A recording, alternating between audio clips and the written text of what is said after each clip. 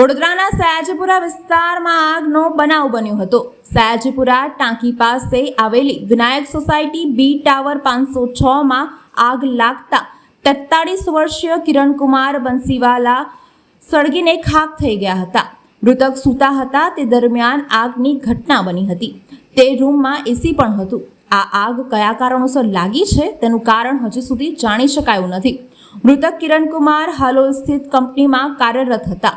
મૃતકની પત્ની નોકરી પર જતા રહ્યા હતા। એના 10 મિનિટ બાદ આ આગ લાગવાની ઘટના બની હતી। દુર્ઘટના સમયે તેઓ ઘરમાં એકલા જ હતા। આગના બનાવમાં આડેદ બેડમાં જ ભડથું થઈ ગયા હતા તેવું નજરે પડ્યું હતું। બનાવના FSL ટીમે બેડરૂમમાં અને ઘરમાં વિવિધ શંકાસ્પદ સેમ્પલ લેવાની કાર્યવાહી હાથ ધરી હતી। આગ લાગવાનું કારણ ગેસ લીકેજ છે કે કેમ તે જાણવા એજન્સીના કર્મચારીઓને પણ બોલાવવામાં આવ્યા હતા। આ બનાવમાં મૃતદેહની FSL તપાસ બાદ SSG PM અર્થે ખસેડવામાં આવ્યો હતો।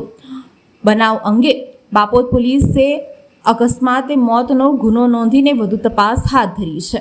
આગ લાગવાની ઘટનાને ધ્યાનમાં લઈને પાનીગેટ ફાયર સ્ટેશનની ટીમ પહોંચી હતી અને આગ ઉપર કાબુ મેળવ્યો હતો। બી ટાવર 506 નંબરમાં આગ લાગેલ છે। શું ઘટના બની હતી, તમને કઈ રીતે જાણ થઈ અને કોને કોલ કર્યો? હલો, અમે પોલીસવાળાને ફોન કર્યા, ફાયર બ્રિગેડને ફોન કર્યા, ગેસ લાઇનવાળાને ફોન કર્યા, જીબીને ફોન કરી દીધા હતા। તાત્કાલિક ધોરણે બધા આવી ગયા હતા। કોણ રહેતું હતું અને શું ઘટના બની હતી?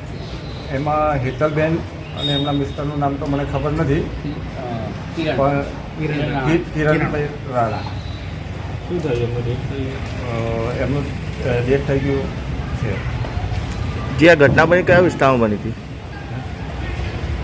કેટલા વાગ્યાનો બનાવ છે? સવારે 8:30 ની વાત કરે, 8:30